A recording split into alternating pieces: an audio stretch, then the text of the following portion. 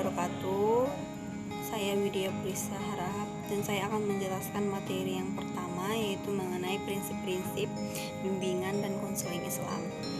Dalam konteks konseling Islam, prinsip merupakan ciri khas yang membedakan kajian konseling dengan kajian-kajian lainnya. Menurut Justika, agar pelaksanaan layanan bimbingan dapat berjalan dengan baik dan lancar, sayangnya seseorang konselor harus memahami prinsip yang terkait dengan pelaksanaan bimbingan konseling konvensional. Di antaranya yang pertama yaitu bimbingan adalah salah satu proses membantu individu agar mereka dapat membantu dirinya sendiri dalam menyelesaikan masalahnya. Yang kedua adalah hendaknya bimbingan bertitik fokus pada individu yang dibimbingnya. Dan yang ketiga adalah bimbingan diarahkan pada individu dan tiap individu memiliki karakteristiknya tersendiri. Dan yang keempat adalah masalah yang tidak dapat diselesaikan oleh tim pembimbing di lingkungan lembaga hendaknya diserahkan kepada ahli atau lembaga yang berwenang menyelesaikannya.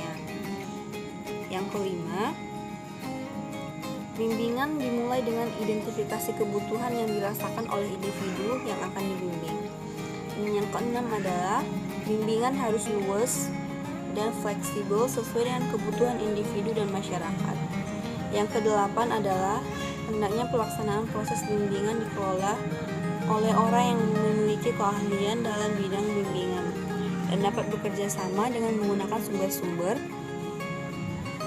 yang relevan yang berada dalam ataupun di luar lembaga pendidikan. Dan yang kedelapan adalah lembaga hendaknya melaksanakan proses bimbingan dievaluasi untuk mengetahui hasil dari proses program. Assalamualaikum warahmatullahi wabarakatuh. Saya Dinda Tuayuni sebagai pemateri 2 akan melanjutkan pembahasan. Selanjutnya, Bimo Walgito menyatakan bahwa prinsip-prinsip bimbingan konseling adalah: pertama, dasar bimbingan konseling di sekolah tidak dapat terlepas dari dasar pendidikan pada umumnya dan pendidikan di sekolah pada khususnya. Kedua, tujuan bimbingan konseling di sekolah tidak dapat terlepas dari tujuan pendidikan nasional. Tujuan pendidikan nasional di Indonesia tercantum dalam pasal 3 Undang-Undang Nomor 20 Tahun 2003 adalah untuk berkembangnya potensi peserta didik agar menjadi manusia yang beriman dan bertakwa kepada Tuhan Yang Maha Esa, berakhlak mulia, sehat, berilmu, cakap, kreatif, mandiri, dan menjadi warga negara yang demokratis serta bertanggung jawab. Dengan demikian, tujuan bimbingan konseling di Indonesia adalah membantu tercapainya tujuan pendidikan nasional dan membantu untuk mencapai kesejahteraan. Ketiga, fungsi bimbingan konseling dalam proses pendidikan dan pengajaran ialah membantu pendidikan dan pengajaran. Keempat, bimbingan konseling diperuntukkan bagi semua individu, baik anak-anak maupun orang dewasa. Kelima, bimbingan dan konseling dapat dilaksanakan dengan bermacam-macam sifat, yaitu secara pertama ada preventif, yaitu bimbingan konseling diberikan dengan tujuan untuk mencegah jangan sampai timbul kesulitan-kesulitan yang menimpa diri anak atau individu. Kedua, secara korektif, yaitu memecahkan atau mengatasi kesulitan-kesulitan yang dihadapi oleh anak atau individu. Ketiga, preservatif, yaitu memelihara atau mempertahankan yang telah baik, jangan sampai menjadi keadaan yang tidak baik. Assalamualaikum warahmatullahi wabarakatuh. Perkenalkan, nama saya Rizky Setiawan. Saya di sini akan menyambung materi yang dijelaskan kawan saya sebelumnya. Poin 6 yaitu bimbingan konseling merupakan proses yang kontinu. 7. Para guru perlu mempunyai pengetahuan mengenai bimbingan konseling karena mereka selalu berhadapan langsung dengan murid yang mungkin perlu mendapatkan bimbingan. 8. Individu yang dihadapi tidak hanya mempunyai kesamaan, tetapi juga mempunyai perbedaan-perbedaan. 9. Tiap aspek individu merupakan faktor penting untuk menentukan sikap ataupun tingkah laku mereka. 10. Anak atau individu yang dihadapi adalah individu yang hidup dalam masyarakat. 11. Anak atau individu yang dihadapi merupakan makhluk yang hidup, yang berkembang, dan bersifat dinamis. 12. Dalam memberikan bimbingan dan konseling, haruslah selalu diadakan evaluasi. 13. Pembimbing harus selalu mengikuti perkembangan situasi masyarakat dalam arti yang luas, yaitu perkembangan sosial, ekonomi, kebudayaan, dan sebagainya. 14. Dalam memberikan bimbingan dan konseling, pembimbing harus selalu ingat untuk menuju kepada kesanggupan individu agar dapat membimbing diri sendiri. 15. Karena pembimbing berhubungan secara langsung dengan masalah-masalah pribadi seseorang, maka pembimbing harus dapat memegang teguh kode etik bimbingan dan konseling.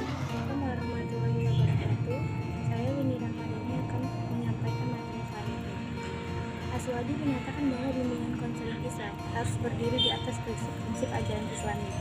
Prinsip-prinsip tersebut antara lain: 1. Bahwa nasihat itu merupakan salah satu pilar agama, seperti dalam hadis bahwa agama itu nasihat, yang menurut An-Nabawi, nasihat adalah mendorong kebaikan kepada orang yang dinasihati. Yang kedua, bahwa konseling kejiwaan adalah pekerjaan yang mulia karena membantu orang lain mengatasi kesulitan. Yang ketiga, konseling agama harus dilakukan sebagai pekerjaan ibadah. Yang keempat, orang muslim yang memiliki kemampuan bidang konseling Islam memiliki tanggung jawab moral dalam penggunaan konseling agama. Yang kelima, meminta bantuan bagi orang yang membutuhkan dan memberikan bantuan konseling agama hukumnya wajib bagi konselor yang sudah mencapai derajat spesialis. Yang keenam, pemberian konseling sejalan dengan ajaran syariat Islam. Pandangan yang lebih komprehensif dimunculkan oleh Anwar Sutoyo dalam disertasinya yang kemudian diangkat menjadi sebuah buku yang berjudul Bimbingan Konseling Islam, Teori dan Praktik.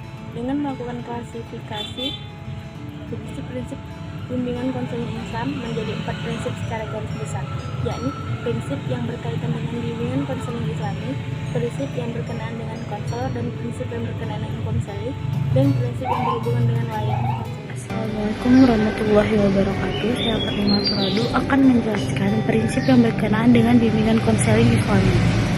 Sutoyo menjelaskan beberapa prinsip yang harus dipahami oleh konselor terkait dengan bimbingan konseling Islami, yakni yang pertama, semua yang ada di muka bumi merupakan ciptaan Allah.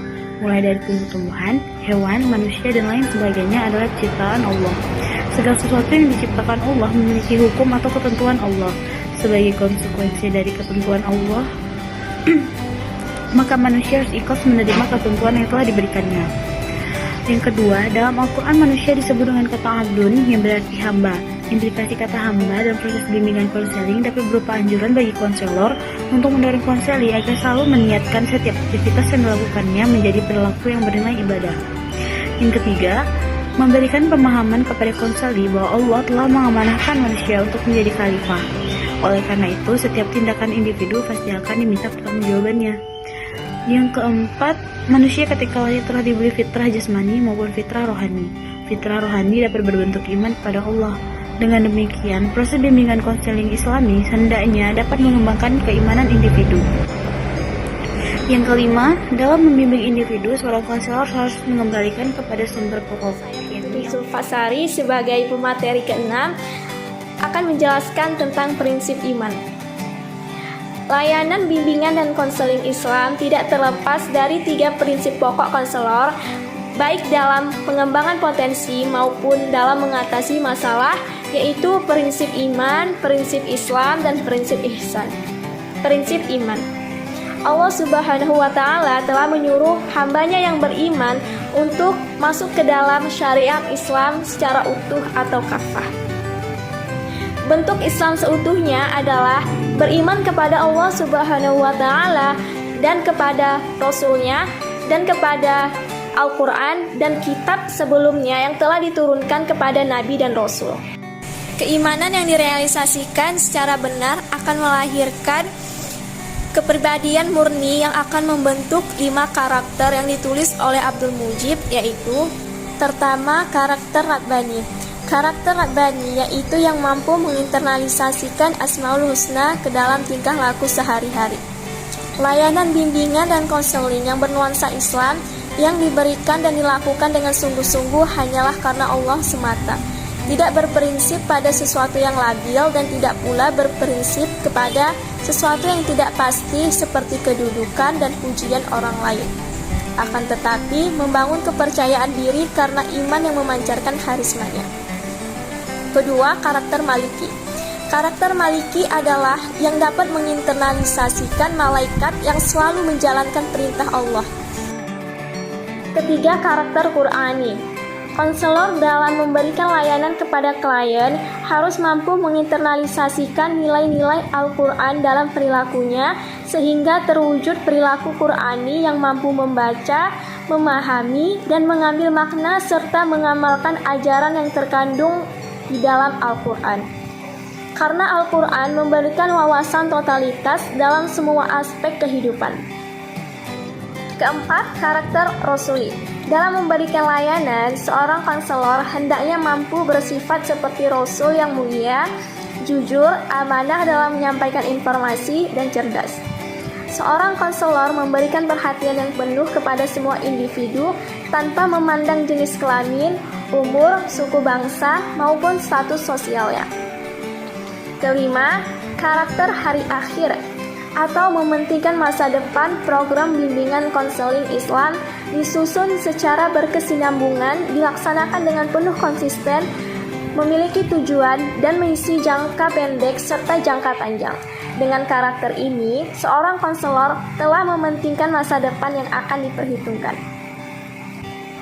Prinsip iman konselor maupun klien berkeyakinan bahwa Allah adalah tempat bergantung, mengadu, dan bermohon apabila ditimpa problema atau kesakitan baik secara fisik maupun secara fisik. Nama saya Arsita Dewi. Di sini saya akan menjelaskan prinsip bimbingan dan konseling Islam yang kedua, yaitu prinsip Islam. Bukti ketaatan dan penyerahan diri hamba kepada Allah melalui ibadah yang terwujud dalam perilaku nyata, baik jasmani, rohani, seperti sholat, puasa, dan haji. Prinsip Islam ini menghasilkan beberapa karakter yang ditulis oleh Ramayulis antara lain sebagai berikut. Karakter Sahadatain. Dengan Sahadatain, seorang konselor mampu membangun suatu keyakinan dalam berusaha memberikan pelayanan bimbingan dan konseling kepada manusia. Karakter Munsoli. Karakter ini terwujud berupa kemampuan untuk berkomunikasi dengan Allah Subhanahu wa Ta'ala dan manusia.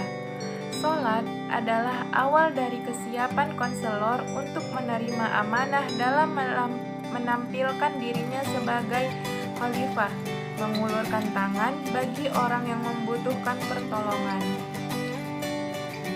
Karakter Saimi adalah karakter yang mampu mengendalikan diri dan membebaskan diri dari belenggu jiwa dan nafsu. Seorang konselor dalam memberikan bimbingan dan konseling harus mampu meninggalkan emosi yang bersifat negatif dan mengedepankan sifat fitrah.